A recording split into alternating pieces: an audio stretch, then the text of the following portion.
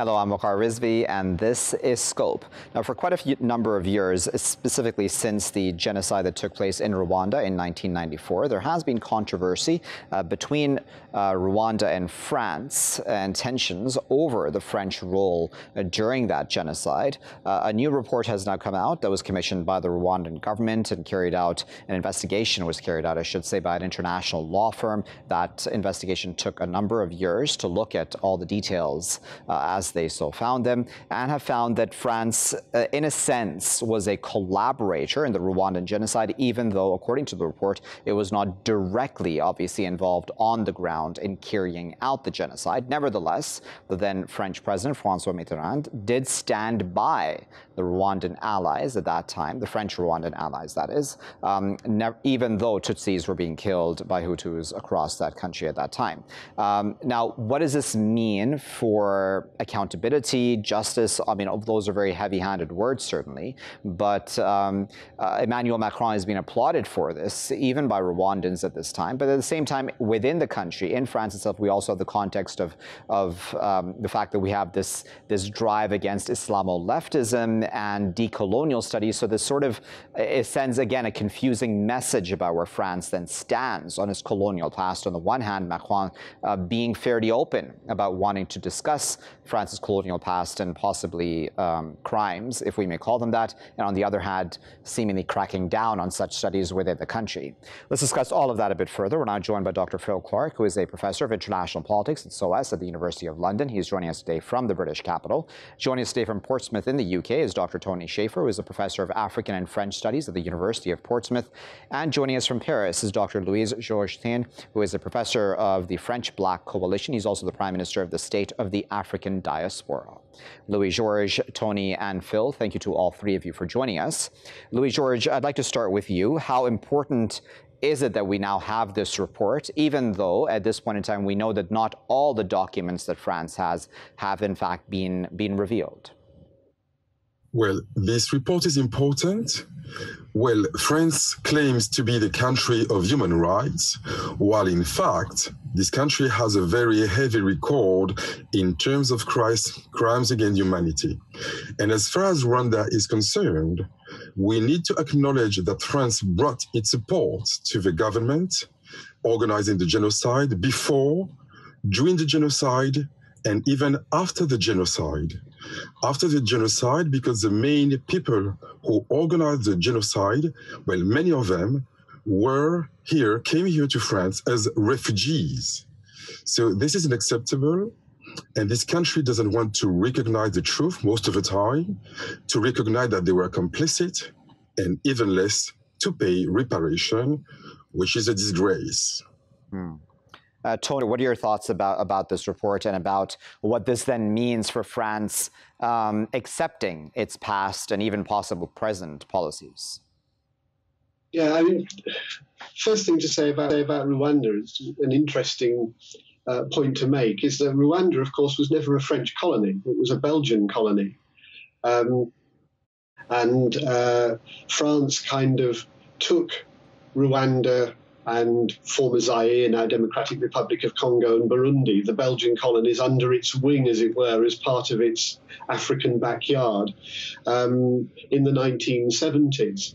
But to come back to your comment, I mean, your question, there have actually been two reports. There's one by French historians, the Duclair report, which came out a little while ago, a couple of months ago.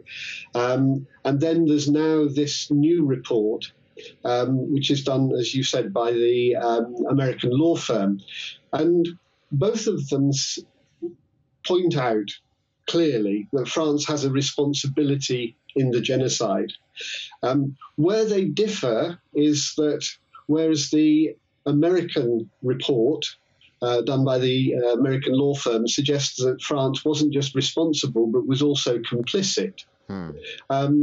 Whereas the French report suggests that France had responsibility because it was the main external backer of the then Habyarimana regime. Yeah. It was not complicit.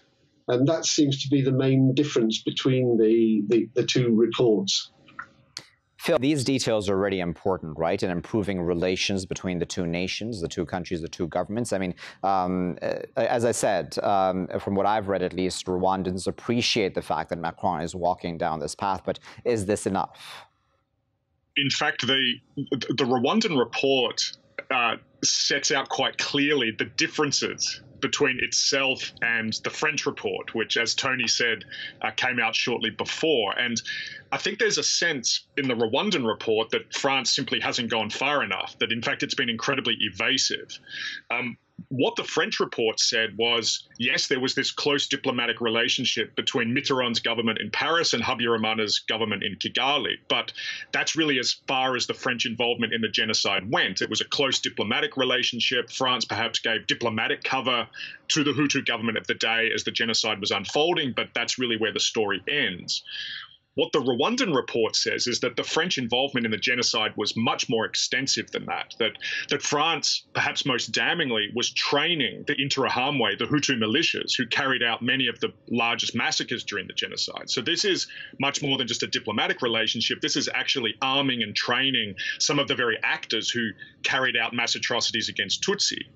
And so the Muse report, the Rwandan report that's just come out, I think is saying to France, okay, you've begun the process of acknowledgement, but you haven't nearly gone far enough. And there's something very sketchy, there's something very evasive about what the French government is doing here. So that's one of the big purposes of Rwanda's report in the last week. Louis-Georges, as I said in my introduction, we have this effort seemingly by the French government to be honest, in its own words, of course, I'm using its own words, about its colonial past and activities beyond its colonialism as well, just activities in Africa and other places. But at the same time, within the country, we have within academia this crackdown on Islamo-leftism and similar subjects, which would also, in fact, include decolonial studies, colonial studies, et cetera, et cetera. So how do you parallel those two realities? What is France really trying to achieve here? Well, of course, the country is in a kind of contradiction. The president always claims that we need to be responsible, to have a high consideration of history, to know the truth. But at the same time, his own government keeps saying that whenever you speak about colonization, you are a kind of enemy of France. Now, many teachers are a bit afraid to even explain what happened in history. I have some colleagues who say it has become very difficult when I try to address any topic regarding colonization. Well, I have to be harassed by people. So there is a very nationalist context, which is not very favorable at the time. So now, of course, in the medias in France, far-right people are of everywhere. So it becomes very difficult to address any topic to racism, colonialism, even more Islamophobia. Even the word Islamophobia is almost taboo in France. Yeah, and Tony, I know that as you had said, of course, that Rwanda was not a colony of France, but nevertheless, I mean, there is a connection, is there not, by this effort within the country to seemingly block conversations about a colonial past and other such possible atrocities that may have occurred, and the fact that now Macron is seemingly trying to also be honest about what France has done around the world. Yes, and there are clearly sensitivities here regarding what happened in Rwanda, because the French report apparently had access to the French archives, but the French government refused to cooperate with the American report. So there are clearly ongoing sensitivities there, and one suspects that the archives haven't been fully opened because probably the military in France don't want to open them. France was the main military backer. As your previous contributor was saying, it wasn't just diplomatic support, it was military support. France was the main military backer of the Habyarimana regime. They had an Operation Nohwa, which was ongoing in Rwanda from 1990 to 1994. So that puts France very much as a key player in the run-up to the genocide. And until the military archives are open, we won't really know what that role, how far that role extended. So what needs to then happen next, right? Because, as I said, within the country, there seems to be a bit of I wouldn't call it chokehold, but more and more limits placed on what academics can and cannot discuss vis-a-vis France's colonial activities or otherwise. And at the same time, the French government is, at least I would think that the goal here is to try to show the world that, listen, we're being open about our past. I mean, how does France prove that? Is it about opening up those archives without, any block on any investigation? So the Rwandan report is particularly interesting because it, as Tony said, it absolutely damns the French government for not opening up the archives and being completely transparent about what France was doing in Rwanda. But the report also says there's already enough in the public domain to know very well what France was doing. And one of the big points that the report makes is that this isn't just about French complicity during the genocide itself. It's also about what France did in the aftermath of the genocide, which was to continue arming the Hutu government even when it had gone into exile into Zaire. In the process, the French government also allowed the safe haven of genocide perpetrators in Zaire and then later in France. France today continues to harbour many senior genocide perpetrators living on French territory. And France, after 1994, was involved in a systematic cover-up of the genocide and of its own involvement in it. The Rwandan report says all of this is already known. All of this is already in the public domain. It's no secret. And so I think now, from the Rwandan side, what they're calling for is some French honesty, a much more full-throated acknowledgement and apology from the French government. Macron is going to Rwanda in 2 months' time, and there will be all forms of diplomatic pressure on him to make a much more full and honest statement about France's involvement in Rwanda in 1994. That's going to be a big issue for him when he goes to Kigali in a couple of months. Louis-Georges, we're quickly running out of time, so I'll give you the final word. What do the French people themselves, do you think about their role in Africa in general and around the world, right? So, I mean, we're talking about, for example, the Rwanda genocide, but even beyond that. I mean, is there, do you think, an awareness, at the very least, on the part of the public? And then does that then add pressure on Macron? Well, to be honest, French citizens do not care at all about these issues. Just to give you an idea of what's going to happen in 2 weeks about colonial history, on May the 10th, we will have a national day for commemoration of the abolition of slavery, May the 10th. However, on May the 5th, 5 days before, we will celebrate Napoleon Bonaparte, who was born 200 years ago, and he is the man who re-established slavery in the country. So slavery was already abolished, and then Napoleon Bonaparte re-established slavery. And we are saying, how is it possible that the president of a so-called country of human rights is going to celebrate somebody who organized a coup in France, who organized many war crimes in Europe, and who re-established slavery, which is a crime against humanity, in the colonies? France is going to celebrate and commemorate this very man. And 5 days later, France is going to say slavery was very bad. That is exactly this country saying one thing and then the day after the opposite. Very interesting. That's a very pertinent point to end it on. We appreciate Louis-Georges, Tony, and Phil for taking their time out of their busy schedules to speak to us. We were discussing there mainly the report that has come out by the Rwandan government, which was commissioned, which was brought forth, in fact, by an American law firm, as our guest also pointed out, that had been investigating this issue for a while, i.e. the French role in the Rwandan genocide, saying that France was essentially a collaborator in that genocide, that it stood by and or supported, really, its Rwandan allies at the time, the Hutu allies at that time, who were going around killing Tutsis in the country. As Phil and Tony mentioned, I mean, this was not just diplomatic support, but this was in fact military support as well, which is a lot more damning than what the French, I would think, are willing to really accept vis-a-vis their responsibility for what took place in 1994 in that country. Will France hold itself accountable? Will it open up these archives, as it should, for the world to really see what its true face is when it comes to A, its previous colonies, and B, just overall its foreign policies around the world in the past number of decades and even in the present day? I'll be back with my next segment after this break.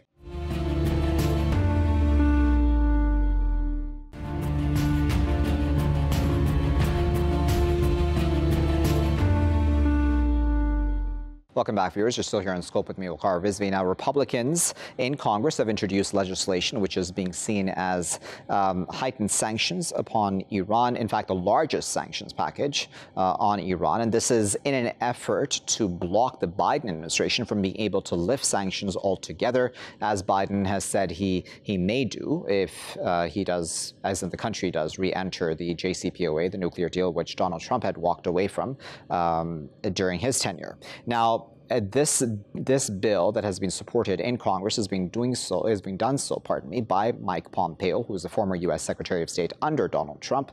And Pompeo, when he was in office, had in fact released a list of 12 demands that the U.S. had of Iran, and Republicans have now run with that, saying that essentially that should be then brought into the law, and that if Iran does not meet any single one of those 12 demands, then it should not receive sanctions relief altogether, and has a whole bunch of other conditions as well, such as Iran giving up its nuclear program altogether also. Is Mike Pompeo just doing this for his own domestic political career because there's talk of him running in 2024?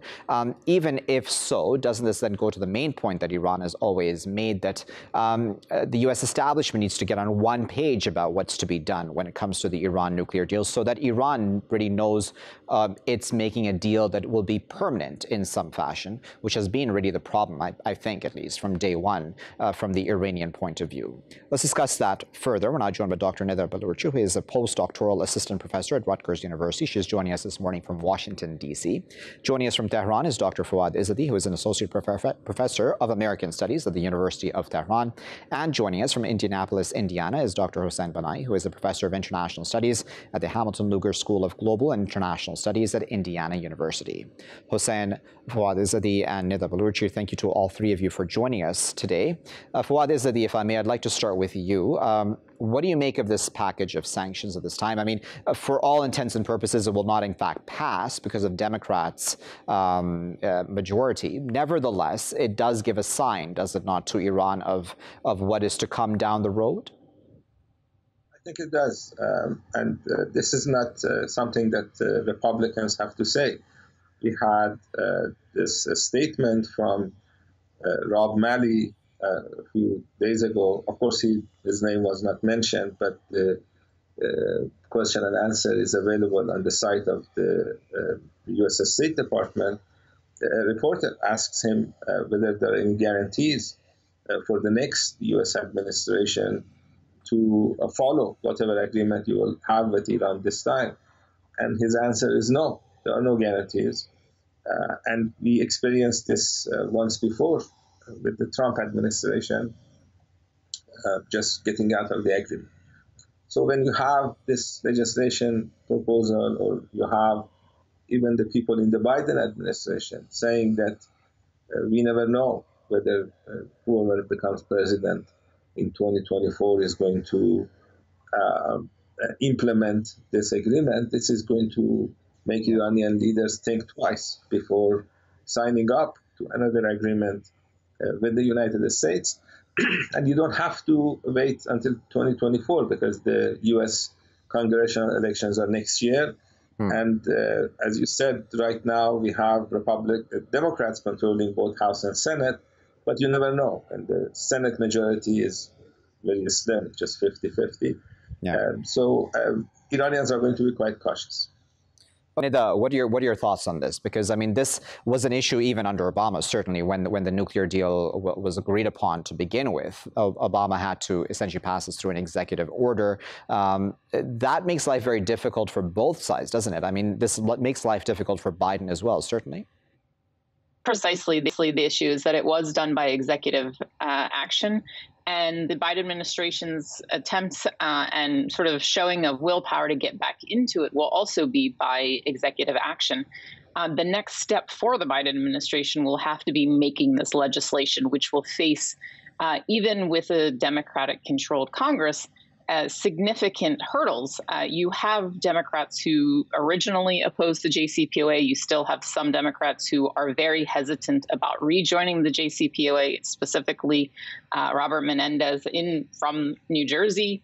You have Chuck Schumer in New York. And so it really will be, can the Biden administration do a better job? Well, I mean, we have to be significantly in the midterm future, but can the Biden administration do a significantly better job of explaining the technical details and sort of corralling the Democrats to pass this as legislation if and when the United States fully comes back into compliance with the JCPOA? Hussein, I mean, correct me if I'm wrong, but this seems like quite a depressing situation, right? Where it seems like just the talk of re-entering the deal will remain just that, won't it? Because if there is no guarantee that even this, even if it hypothetically happens, isn't it, that they're mentioned a re-entry into the deal, that very well may just be temporary too. Yeah, it is not heartening, to say the least. But I think it's also a clear statement of the differences between the two political parties that has been fairly consistent from the beginning. The Republicans have an entirely different aim when it comes to the kind of legislation and the kind of position that the Trump administration took. Their ultimate aim is not to solve the nuclear crisis with Iran, but to do their best to undermine the regime in Iran and perhaps help to overthrow it. The Democrats have adopted the problem-solving approach, which is that their main interest in engaging in the talks is to address the real threat of Iran's nuclear program and to provide incentives for Iran to walk back its advancements in that area, which the Iranians abided by. And I think the challenge that the Biden administration faces is to really form a narrative around that differences between the two political parties. And I think to the extent that the Obama administration wasn't able to do that, the conventional wisdom was that the Clinton administration would take over after the Obama administration and there would be continuity. Well, that didn't happen, and the deal was thrown out. I think the Biden administration needs to be very careful that they don't make the same mistake and in fact create those contrasts or underline those contrasts between the two political parties' positions to the American people, which ultimately will decide their fate, as your other guest said, in the upcoming congressional elections, but also to really sell the deal to the public in a way that the Obama administration, at the end of the day, really didn't do. Foad, Izadi, then what are the Iranians thinking, do you think, at this time? I mean, is this entire effort, in a sense, in Vienna, I hate to use this phrase, a bit of a waste of time, then, do you think, for the Iranians, where they know very well that this will also not be permanent? I don't think it's a waste of time. We have this issue of rhetoric and propaganda. So before the Iranian delegation decided to go to Vienna, there was this talking point on the side of the United States that we want to start these negotiations and Iranians are not coming.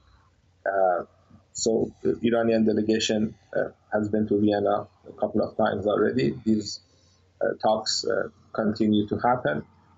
And we have the elections in Iran also in June. So you're going to have the issue of negotiations, the issue of the nuclear agreement as one of the main topics that different candidates will talk about. Unfortunately, the issue of Iran-U.S. relations is a major area that affects domestic policies as well. And overall, I think having this type of talks and sort of showing the fact that the United States, even with the Biden administration, does not want to follow international law. We have the nuclear agreement, we have UN Resolution 2231. The U.S. is a member of the UN Security Council. They need to follow UN Resolution 2231, and they don't want to do that. They are talking about longer, stronger. They come up with these terminologies. Longer means that they want to change JCPOA. They want to change the areas and the articles that deal with sunset clauses. They want to extend some of the limitations on Iran, and they want to make it stronger, bringing up other issues with regard to Iran's foreign policy or defense policy. So making sure that everybody understands that the Biden administration is critical of Trump, but likes Trump's sanctions, as they said a couple of days ago, that they want to keep. Okay, if I may bring in, if you allow me, Foad, this is the Indus, and that then again goes to one of the issues that, of course, the Iranians have, right? Where from day one, it's been a question of, listen, the establishment, as in the U.S. establishment, is not on the same page. We haven't been given the guarantees that this will in fact happen, and then it didn't really happen. I mean, Donald Trump walked away from the deal fairly soon into his presidency. How does then one give confidence not just to Iran, but to the others in this nuclear deal? Because again, it's not just a bilateral deal, pardon me, between two countries. It's in fact, it includes other countries. And I would think that the Europeans who have been fighting for the Americans to come back in are probably at some point in time bound to get, for lack of a better word, annoyed, right, with the U.S.? True on a number of counts there, in the sense that, first, the Biden administration has, from the beginning, since January 21st, reached out to the Europeans, has worked with the Europeans in the sense of re-engaging in multilateral ties, specifically on the JCPOA. The reason why Rob Malley and his team are not directly in negotiations with the Iranians is because the Iranians did not want that. So the Biden administration has made efforts. Have they been maybe not as fast as the Europeans would have liked? Yes. But I think everyone in many regards understands that while this is a pressing issue, it is not the foremost issue. Like many countries, the Biden administration and governments, the Biden administration has been dealing with COVID. And on the political front, to be clear, they have to get up. It's a new administration. They do have some pressing concerns about the great power competition. And while the Iranians may not like to hear it, and while it is really fact that the Trump administration quite decimated their economy, this was not sort of at the most pressing issue. And my understanding from political parties in Iran is that they knew this. That there was a timeline that the negotiations wouldn't really get started in the first 100 days. We really wouldn't be seeing any substantive changes until September. And that the Iranians, in fact, in my prediction, was that they would move to press to get this timeline pushed forward, which is exactly what we're seeing. And so we can't really place all the blame on the Biden administration, given the circumstances of the last 18 months. But they have been significantly moving forward. And I think we have seen in the last several days just a significant shift and changes on sanctions. I previously have talked about how there will be steps to get to sanctions relief, a little bit of give and take. And I think that first step will come from the Biden administration. And do you think that it is the Biden administration which is well placed to resolve this once and for all, so that we know which way this deal is going, whether it survives or not? I mean, because we all need clarity, right, on this, i.e. the Iranians and the Americans, as well as the other parties to this deal. And that seems to be the continuing confusion, where there is just this lack of clarity about what really will happen. Yeah, I think, the alternatives are very clear in the legislation that you previewed at the top of the program that the Republicans have offered. So this is the only game in town. And the Biden administration has the most informed, most involved team on the file once again. I mean, these are the people many of whom, including Rob Malley, who were senior negotiators during the Obama administration, and understand the intricacies that are involved. The timing is the tricky issue here. And I have to note that one other factor here is that the leverage on the nuclear file has always been from the beginning on the American side. Iran's only leverage on negotiations is to increase enrichment activity, which would alarm and turn off the Europeans in turn as well. So they're stuck in their way as well, as we saw in the alleged attacks on the Natanz facility by the Israelis. their program is very vulnerable and exposed as well, and they understand that they have, at the end of the day, less leverage than the United States does. And the Biden administration is very aware of that as well. So they are looking at this as something that they could very well slow walk, especially since there are elections around the corner and they don't know who they'll be facing on the Iranian side.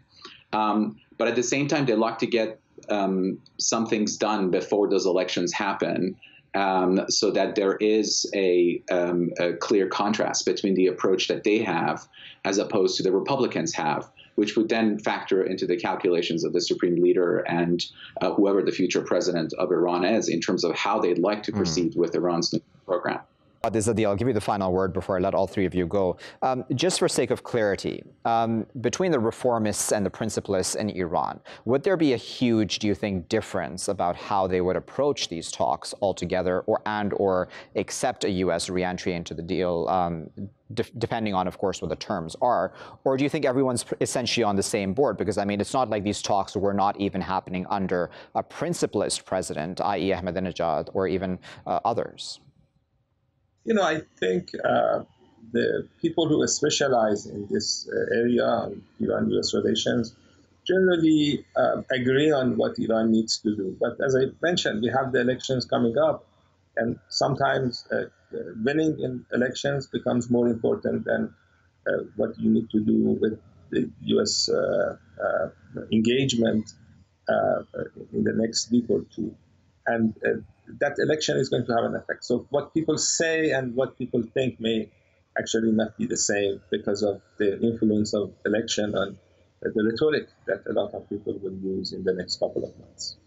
Very well. We'll leave there as a final word, but we really appreciate all three of our guests for taking their time out of their busy schedules to share their expert opinions with us. Neda was joining us there from Washington, D.C. Foad Izadi was speaking to us from Tehran, and Hussein was speaking to us from Indianapolis. We were discussing there the latest effort by Republicans, which will likely fail because of Democrat control right now of Congress, to pass and to have the largest package of sanctions, in fact, pass in the Congress, to then essentially block any efforts by the Biden administration to lift any sanctions that have been placed against Iran, especially those 1,500-odd sanctions that were placed during the Trump tenure. Mike Pompeo, probably looking towards his political future, 2024 specifically, is supporting this effort. The 12 points that he had brought forth during his tenure, Republicans want that to be brought into the law. So Iran needs to then fulfill all 12 conditions to get any sanctions relief. Again, this is unlikely to pass at this point, but then it doesn't bode well for the future, right? Because then down the road in 2024, if we have a Republican, for example, come into office, what does that then mean if there is any re-entry into the deal right now? This just creates further and further confusion then for both sides, really, the Iranians, Americans, as well as the other parties to this deal as well. I'll be back with my final segment after this break.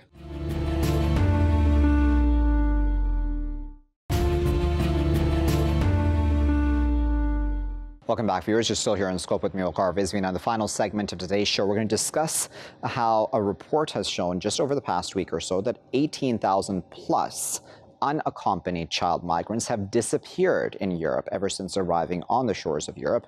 A lot of them, this is according to German statistics, are from Afghanistan firstly, but also from other countries such as Morocco and otherwise. Nearly 90% of those children who have disappeared are boys, according to, again, the statistics that we have. And again, the statistics that we do have right now are imperfect because there are some countries that do not, in fact, have statistics altogether, such as Bosnia and otherwise. What does this mean for how Europe exactly deals with these migrant children once they arrive on its shores, be that in Greece, Italy, or otherwise?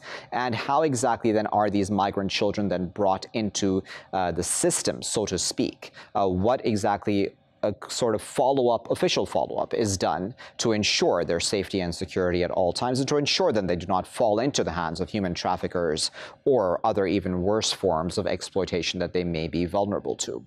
Let's discuss that a bit further. I'm joined by Dr. Silvia Scarpa, who is a lecturer and adjunct professor, assistant professor, I should say, of political science at John Cabot University. She's joining us today from the Italian capital, Rome. Silvia, as always, we appreciate you taking your time to join us today.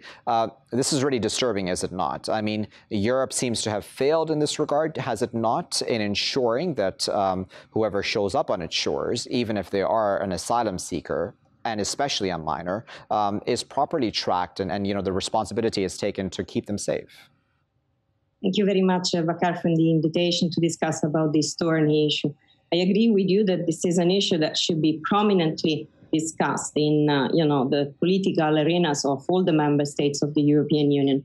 It's not only an issue on which I'd rather say, the failure is the one of the European Union. It's also probably a failure of the member states, because at the end of the day, apart from international legislation as well as European Union legislation, then states do have to put in practice those principles, included in these supranational pieces of legislation in their legal standards, in national law. In some cases, however, I have to say that the issue also has to do with the implementation of laws. So in certain cases, there are good laws, such as in Italy. Italy developed in 2017 a very good law. It's called the Zampa Law, number 47 of 2017. But notwithstanding that, as you say, often children somehow disappear from facilities. And this is a huge problem, as you say, because they might end up in the hands of traffickers and exploiters or abusers. Is this, so Silvia, to a large extent, possibly a political issue? Because we know that a lot of the rhetoric and narrative about just migrants as a whole, right, beyond just the discussion of children, is quite negative in many places across Europe, where we have a much more right-wing tilt, especially when it comes to the issue of migration and asylum seekers. Over the past day or so, we've also had 100+ people possibly die in a boat that is capsized off of Libya as well. I mean, again, it goes to show how desperate people are to reach Europe, but at the same time, Europe seems to not want to have much to do with them. Yes, Waqar, I fully agree with you. There is a huge problem related to anti-immigration parties and how the discourse in politics in many of the member states, as including Italy, I have to say, is very negative whenever we discuss about, migration issues. As you say, it's likely that a ship might have capsized at sea close to the Libyan coast, and that nobody intervened. So probably close to 130 people might have died. And it's only the last one of these incidents at sea that are actually causing the death of so many people. And nobody actually is taking care of that. So the huge dilemma here is why actually states are allowing for this to happen without, any intervention or any acceptance of, part of their responsibility in a way. I'm going to talk about the UK for a moment, just as an example, but I imagine that there are such other examples possibly in Italy as well, where there's a lot of talk on the part of politicians about human traffickers and the need to go after them, human smugglers even. And I take that point because, it's important, is it not, to go after the traffickers as well, but it seems that we also get carried away in that regard. I mean, do you think that there is a balanced approach that can be found to ensure that human traffickers / human smugglers are also targeted and caught, and at the same time that whoever does then end up seeking asylum is also treated humanely? Yes, I fully agree with you. We need probably to have a more balanced approach, because it's true that we have, criminals, traffickers, as well as smugglers who have to be arrested.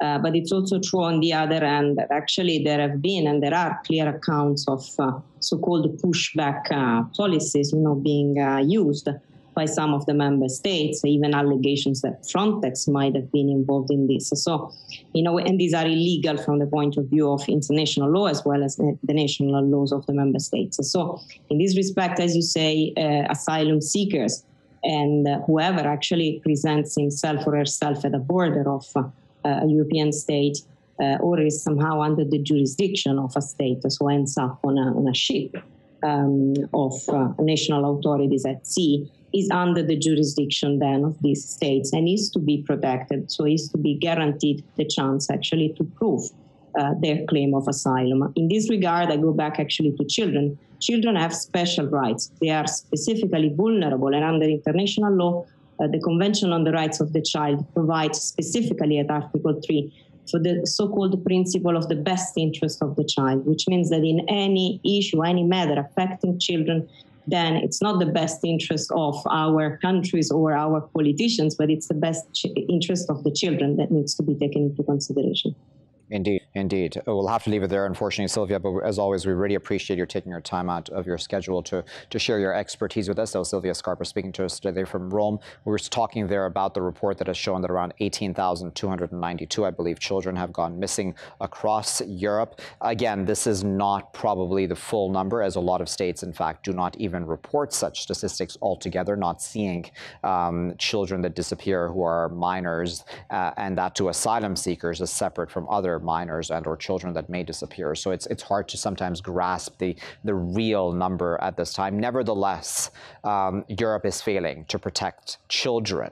Specifically, as Silvia there said, within international law, it's quite clear that children have very specific, special rights, as they must, and that a child, even if he or she may be an asylum seeker, still must be treated within those rights and respecting his or her safety and security, and ensuring that he or she does not fall into the hands of the human traffickers, human smugglers, or other worse forms of exploitation. I'll leave it there for now. I've been Waqar Rizvi. Thanks for watching.